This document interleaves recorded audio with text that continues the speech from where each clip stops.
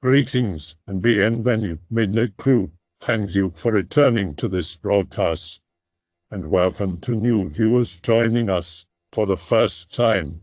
If you like a video, then feel free to subscribe. What is the scariest shit you have ever experienced? I'm talking shit that left you frozen in fear. Be me. I was a little adventurer, roaming around the woods. I couldn't have been more than 10. It was pretty dark, with only moonlight. I picked up a stick and started to pretend it was a machete, and I was exploring and stuff. I whacked a branch out of my way. I heard a loud scream that literally made my ears hurt, like a computer game jump scare. I thought to myself, ha, a challenger. I lobbed my stick in the direction it came from. I saw something darting back and forth just past the point where the moonlight stopped. I tried to get a better look. Something dropped behind me. I turned around. It was the stick I had. I looked at it for a few seconds. There was the same type of scream, but louder, along with the leaves rustling behind me. I didn't even bother looking behind me. I booked it all the way home and never went exploring again. Why not? B7 at my neighborhood friend's house, let's call him Chris. Chris's mom and my mom decide to go to a bar that night and leave us alone at their house, which is just down the block. We live on the outskirts of the suburbs, right when the streets begin to lead toward dead ends or loop back into the city, and the bushes and trees begin to dominate the landscape. First thing I notice when we get there is that the big TV they had with Chris's Genesis is gone. I remember wanting to ask what happened to it, but I was more concerned with where the Genesis was, and luckily Chris had gotten his own TV in his room, and that's where the Genesis resided now. We both go upstairs and start playing. It was a really hot day that day, the middle of summer. The ceiling fan and turny-standy fan thing could simply not push enough of the hot air out of the room.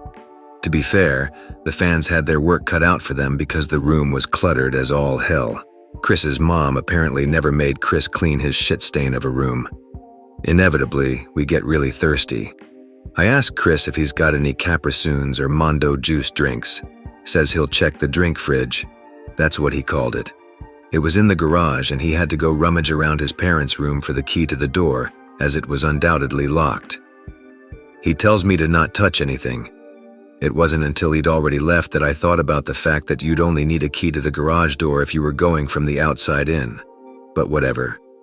I'd continue playing Sonic, but we were playing two-player, so I thought I'd wait. The heat in the room had a sound to it. It sounded like it had the hum of electricity. I hadn't really looked before since I was so entranced by the vidya in front of me, but now that I kind of snapped out of it, I started to look around the room as I sat on the bed. Seriously, Chris was a hoarder at age 10. What caught me off guard, though, was while the floor and room was an absolute mess, I know Chris's family was religious and would always dress up in their Sunday best on, well, Sunday. Hung up on the curtain's support beam thing were his Sunday clothes. They looked terribly out of place, beyond the simple fact they were clean, tidy, and well kept compared to the rest of the room. No, you see, the room had a closet. Why weren't the clothes in the closet? Or even a dresser? Maybe it was just preliminary OCD, but for whatever reason I really wanted to put his clothes in that closet across from his bed. Not my room, though, and not my clothes, so I dismissed it at first. I just kind of sat there for a bit. It felt like Chris had been gone for all of 30 minutes at this point. My eyes turned to that closet again. My eyes focused really into that closet. Tunnel vision. Everything began to slow down in the room. I could hear the overlapping whoosh sounds of the two fans go by. I could feel the current of the heat in the room just slow down. All I could see, though, is that closet door. I couldn't turn my head away from that closet door. My mind began churning around random stupid thoughts. Maybe it wasn't a closet. That's why the clothes are out of it. No. Chris is just lazy. I don't know when it started, but when I had regained some of my senses, I was off of the bed, facing the closet. Just something about it made me want to see what was inside. Each step I took seemed like it was light years before they concluded, and each step of the way, while I was felt with just this urge to discover the mystery behind this closet, a sudden sense of foreboding shot in me. A palpable dread. Each step I took, I began to shiver, tingle even. A nagging voice began to coax and dissuade me. telling me Chris told me not to touch anything. If Chris found me snooping, he'd be pissed, and he probably would. But despite it all, I felt so compelled to touch the handle of the door, to fling it open and just see what's inside. The blades of the fans got slower and slower and ground to a halt as my fingertips began to slide down on the warm metal of the handle. I hesitated for what seemed like 10 minutes. For all the fear I felt about what may lay beyond, curiosity overwhelmed me. I opened the door. At first darkness. Then all of a sudden I could begin to see the shape of the room inside as the light slowly crept in the room, struggling to penetrate the darkness. At first I thought I saw a wall, but I didn't. In fact, I didn't see a closet at all. I saw a desert, but not one filled with sand dunes and pyramids. No, I saw barren and cracked earth, and lots of it. As far as I could see, flat, barren earth. Suddenly I felt compelled to look down, and I was in the sky. I felt like I was falling, but slowly. I softly landed on the rough and dusty ground. I brushed myself off as I felt the heat of the sun above me, cooler than normal, but still oppressive. I looked around and saw no hills or mountains in the distance, just land stretching out into the infinite. Then, suddenly, a loud, thunderous hum surrounds me. My ears are throbbing at the sound, ringing in my ears. For some odd reason, I know it's coming from my right. Decide to go and follow it to see where it leads. I walk for days.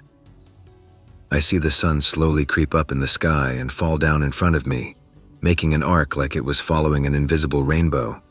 Hot winds swept across me in the sweltering suns and immediately cooled during the night. Every now and then I'd still hear that thunderous sound coming from the direction in front of me. My strength was almost completely out by the time I saw it. I had been trudging along with my head face to the ground, making shapes and patterns out of the cracks in the earth, when on a whim I got the urge to look up. There, off in the distance, a single line dissected the sky. I had no idea what it was, but all I knew is that it was the only thing in this place so far.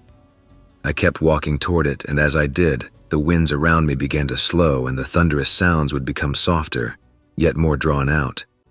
Every time I looked up, I saw I had come significantly closer to it than I'd imagined, almost as if it were walking toward me when I wasn't looking. I could make it out now. It was a structure. Oddly out of place, ornate but towering into the sky. It was some sort of pillar.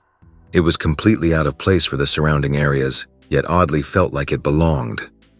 I felt no compulsion to touch it, just to approach it, as if drawing me in, controlling me in fact. Almost as if ordering me. When I drew near, it let out one more thunderous sound which drew out for what seemed like forever, but it compelled me to sit down in front of the thing and just gaze up into it, marveling at its majesty. It stretched out high into the sky. Its architecture was unlike anything I had ever seen. It was made of stone in some parts and black metal in others. It had a will of its own. It felt like it was talking to me, but I just couldn't make out what it was saying. Then out of nowhere, I hear the sound of a door open and close, and the world around me begins to melt into blackness. I blink a few times, all I see is darkness. Slowly the world comes back into view. I'm sitting on Chris's bed. Chris, 2 steps away from literally dripping with sweat, holding a mini cooler with like 10 Capri-Suns in it and breathing heavily. Says sorry for the wait. I'm still out of it. Freaked out a bit, but convinced I was dreaming.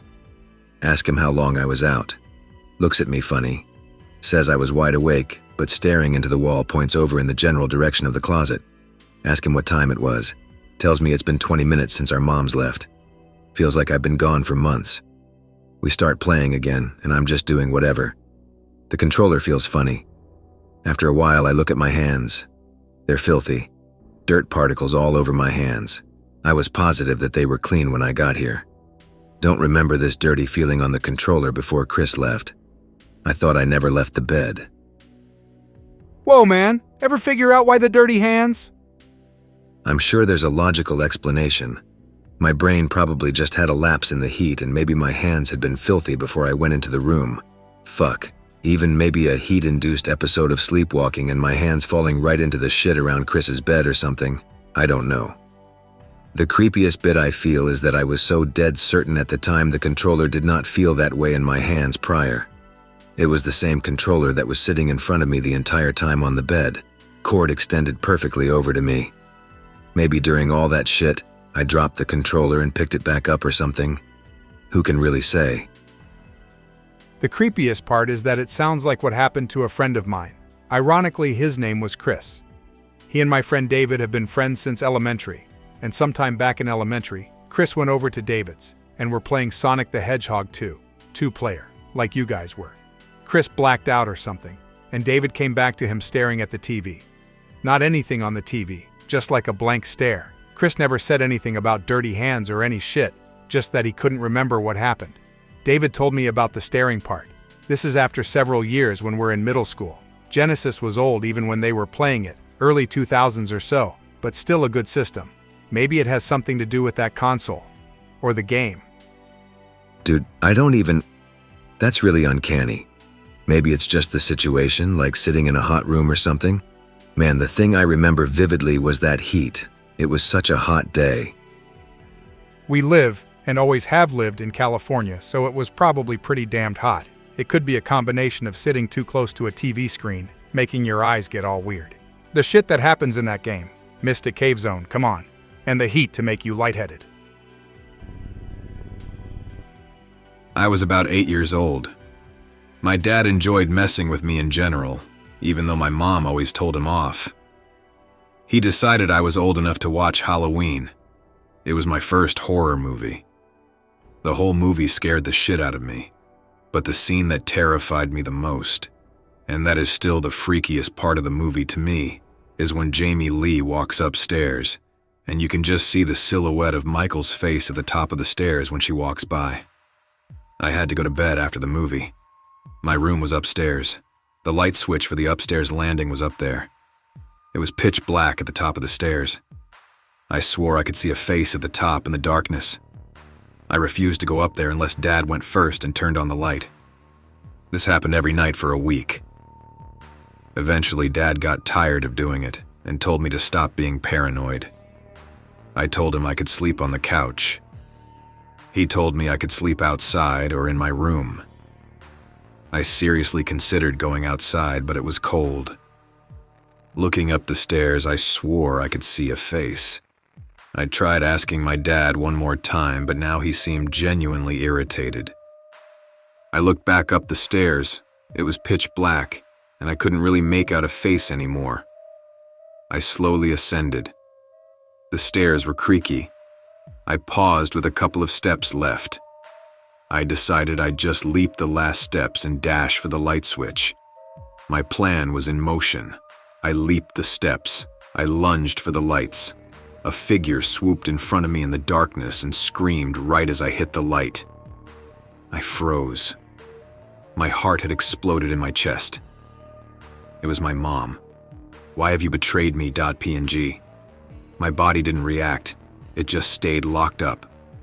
My dad came up the stairs laughing. Mom was laughing. They planned this.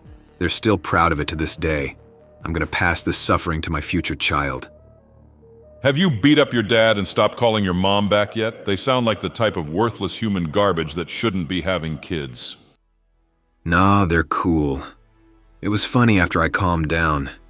My dad just enjoys messing with me and my mom usually doesn't go along with it, which is probably why it works so well. My dad just knows the best ways to mess with me, usually with movies, and usually not in scary ways. A couple of days before my first trip to the beach, I was probably about 6 years old. Dad said we should watch Jaws. Mom flipped her shit. Of course, this intrigued me. Mom went off shopping or something the next day. Dad left out the Jaws VHS. I saw it and was reminded of the previous day and got curious again. "Dad, can we watch this movie?" Hook, line, and sinker. .pdf. It went about like you'd think. Fast forward to the beach. Mom was in the water trying to get me to come out to her. I was refusing very adamantly. She asked me what was wrong. I told her there were sharks in there. "What do you know about sharks?" "They eat people." "Where in the world did you learn that?" I hesitated.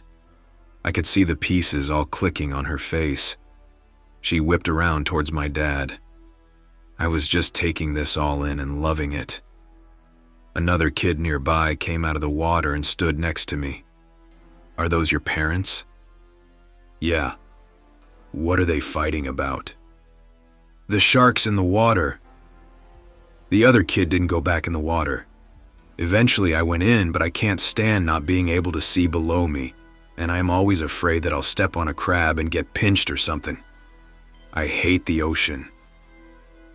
I guess just to round these dad movie stories out, even though they are unrelated, I was going into 2nd grade. It was a big deal in my school because it was on a different floor. Dad told me they did things differently on that floor and that I should behave. I had already gotten paddled in kindergarten, and it hurt, so I asked what was different about it. Oh, I'll show you. He put in a movie. He fast-forwarded to a scene. A bunch of kids were stomping and singing while wearing masks. They were on a conveyor belt. They got dropped into a grinder. They came out as ground meat. Dad turned the movie off. And that's what happens if you misbehave. What about the singing? You can sing if you want, but that's beside the point. What happens in the rest of the movie? You wouldn't get it. I went to school on the 2nd floor. There weren't any conveyor belts or grinders anywhere, as I half suspected. The movie was The Wall, by the way. Dad let me watch Die Hard around 8 or 9. I fell in love. It's still my favorite action movie. I watched the 2nd. Not as good, but still great. I got to the 3rd. I got to that scene early on. Dad paused the movie. The word you're about to see you should never repeat, okay? It's a bad word. I was confused because I knew all the curse words by now. Is it a curse word? It's usually regarded as worse than curses. My mind was blown. There were words worse than swears. Dad unpaused the movie. The sign appeared. Dad paused the movie. Deep breath. Hoo boy, where to begin? That's how I learned about that. B8. I was watching Friday the 13th, sometime shortly after Halloween. Dad said, "The general rule with these old scary movies is that the female virgin always has the best chance of surviving." What's a virgin? Someone who hasn't had sex yet. I could already see on his face that he didn't think before saying that. He knew he fucked up. He knew what was coming. He paused the movie. What's sex? Yep, shot myself in the foot there. And that's how I learned about sex. I got you OPB me. I was hanging out with friends late at night. We had drunk a little bit. We decided to just walk outside for a bit since we were sober enough to take a walk around my friend Joe's neighborhood. Joe decided we should walk to the corner store, about half a mile away, as we had no snacks and were hungry. On our way there, it was quiet. No cars or even crickets chirping, just us laughing tipsy and telling stories. After a while, we saw something in the distance. It was a white figure with long gray hair, standing and staring at us, not moving at all. We got freaked out by it and decided to head back, but no matter how far we walked, she was always behind us. We got home and decided to lock the doors and try to go to sleep. I woke up at 3 a.m. I heard tapping on the window. I checked to see that it was a tree branch with a silvery string on it. My eyes focused behind the branch and saw the figure standing there beneath the shadow. I freaked out and woke my friends up. We called the cops. Nothing was ever found. Okay, I've been lurking /x/ for several years and rarely post anything. I tried telling it before, but here it is now. This happened over a 1-week period almost 10 years ago. I was 16 working in a shitty old grocery store. It was old, having been the main one in this small town for years. I did every job in the place and it was always busy. It was almost winter, so night came early. Around dusk, the outside light was fading. I went out to do some cart wrangling. I walked up to the cart holder with an SUV parked next to it. I saw an old lady inside with a creepy smile. Being the nice guy I am, I smiled and waved hello. She just stared. I grabbed up all the carts and looked back. There was nothing inside the SUV. Being a wuss, I noped inside. Things get funny then, downright terrifying. Okay, 2 days later, almost the same time as the last story, a grumpy fat lady walked up to me. She was pissed we didn't have her favorite chocolate milk available. She demanded I check back for it. Yes, ma'am, I walked back along the section adjacent to the frozen section. I looked up and saw what looked like a naked midget sprint around the end of the aisle into the frozen section. Not super weird. I live in a rural area, so I laughed and ran after it to yell at its backwoods mama for letting this happen where people buy food. I got around the end in literally 5 seconds. There was nothing and no one in the frozen section, just empty. I said nope to going in the dark, quiet back, and spent a few minutes chilling. I told the wildebeest that we were really out. She was still pissed but walked off. I started to get a really creepy feeling while I was at work. I heard footsteps near closing time and checked the store to find no one. I started getting that freaky feeling of being watched from behind. I started seeing black things in the corner of my eye. They disappeared when I looked. One more part and it still bothers me 10 years later. A lot of people on here nowadays tell rehash stories and skinwalker stuff, but this is all OC and I'm not role-playing or making this up. 2 more days after the second part, I was seeing black things more frequently.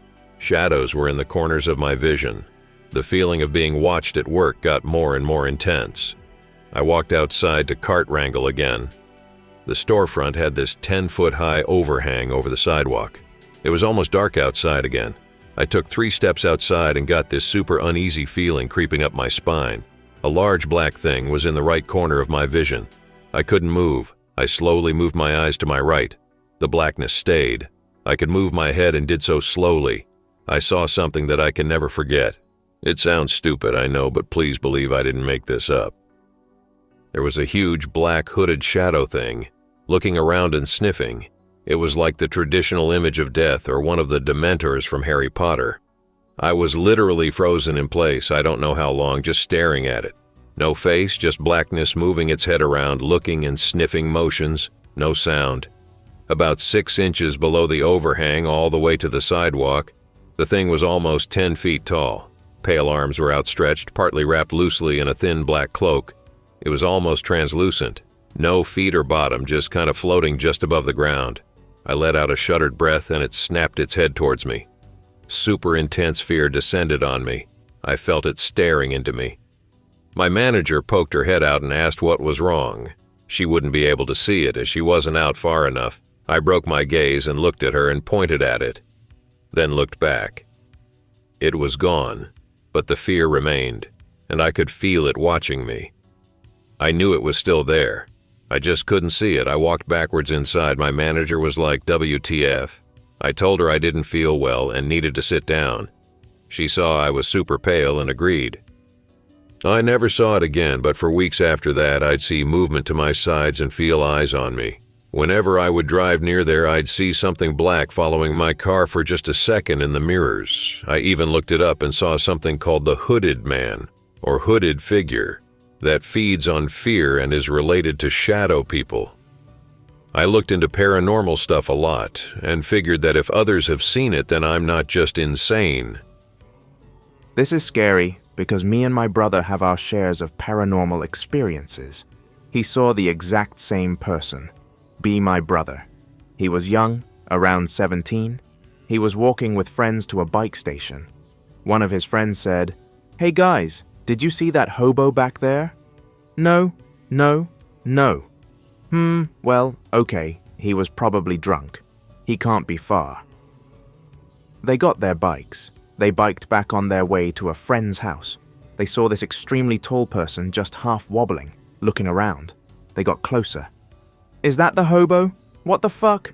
No, I don't know what that is. Did he just get taller?" They came really close.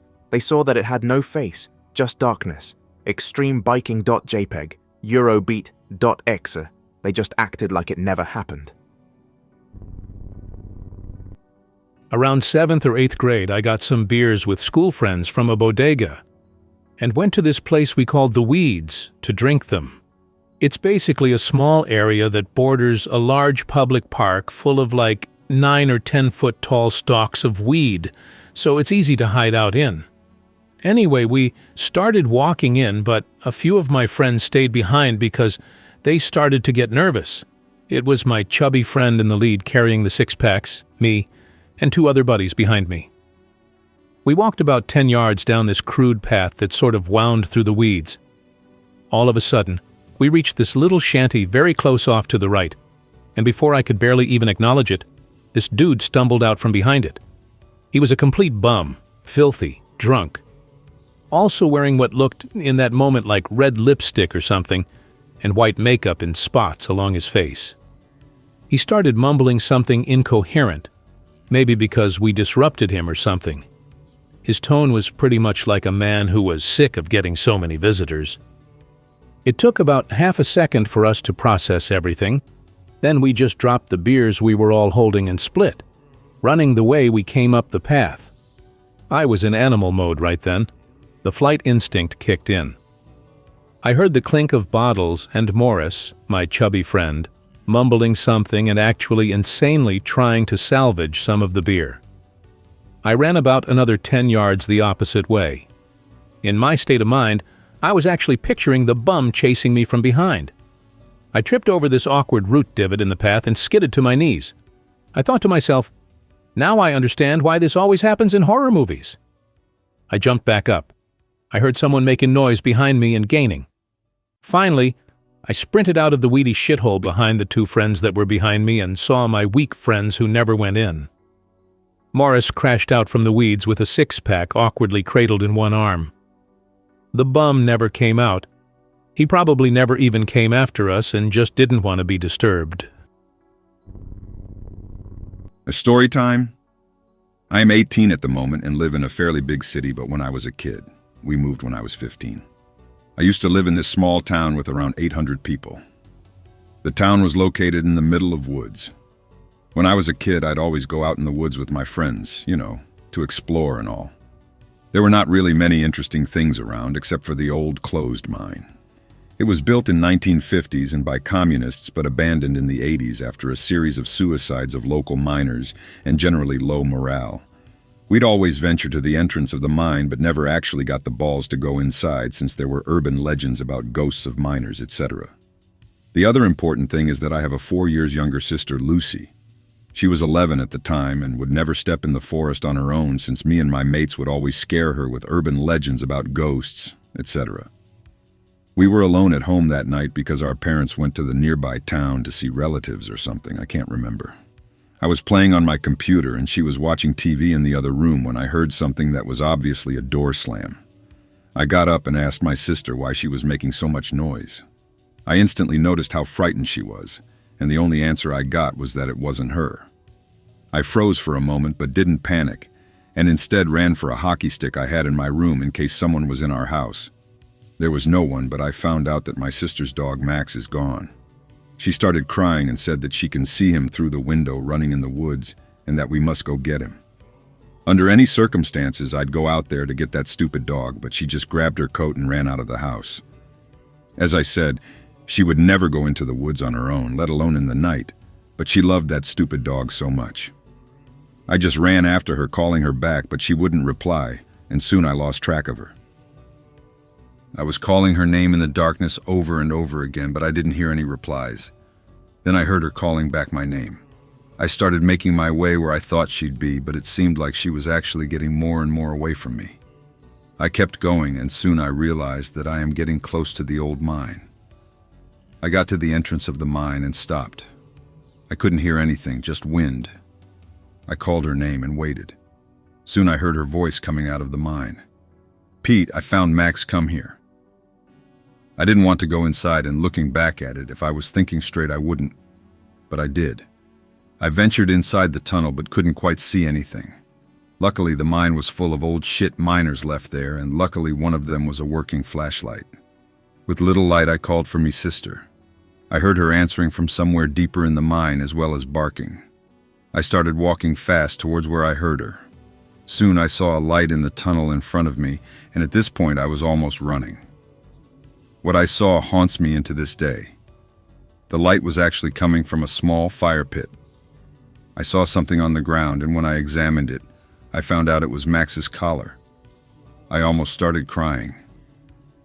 I turned around to get out when I heard a quiet voice in the darkness. It was my sister's voice, I'm quite sure. "Why don't you stay here with us a little bit longer, Pete? We'll have fun like we had with Max." I didn't look around. I didn't turn. I didn't even move my eyes in the direction of the voice. I just ran. I've never ran that fast in my life. I threw away my hockey stick and the flashlight in the process just so I could run faster. I bolted back home, closed the door, and found my sister crying in the living room.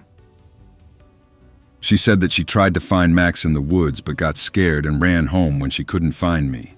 I was frightened to death but didn't tell her anything about the collar or the mine since I didn't want to scare her as well. I just checked all the doors and windows on the house, made sure they were locked, and stayed up the whole night nervously getting startled at any sound I'd hear from the outside. When my parents came home and I told them what happened, they went to investigate the mine with some others, and they really found Max's collar but no fire pit. There were few dead animals as well, mostly local missing cats, well as some birds, squirrels, etc., most of which were half-eaten. I told my parents about the voice, but they said that it was just my imagination because I was scared, and it was probably just some wild animal. I am 100% sure that it wasn't any animal that I encountered that night, and that there's something out there in the woods. It's kind of hard to tell this story without context, but I'll try. Everything at the time was going wrong. I had had a demon following me for 2 years at this point. It was a summer day. I decided to hang out with my friends. Everything was strange, somehow different, like I was in a haze. People were moving, acting like dolls and saying odd things. I watched their mouths move, and these words came out that couldn't possibly be their own. Things kept changing. Odd things, nothing was right. It's hard to explain. It was like the whole world was pulling a sleight of hand trick, replacing, moving, creating, destroying, all behind a curtain that was so pervasive, yet couldn't be caught in a rational sense. I kept talking and laughing with my friends, even if they seemed not to be themselves. We pulled up to McDonald's. We all ordered a burger. We parked and started eating. Halfway through, a voice shone through the facade I was living in at the moment. It was the woman who had been pulling the strings. She told me what I was eating was human meat.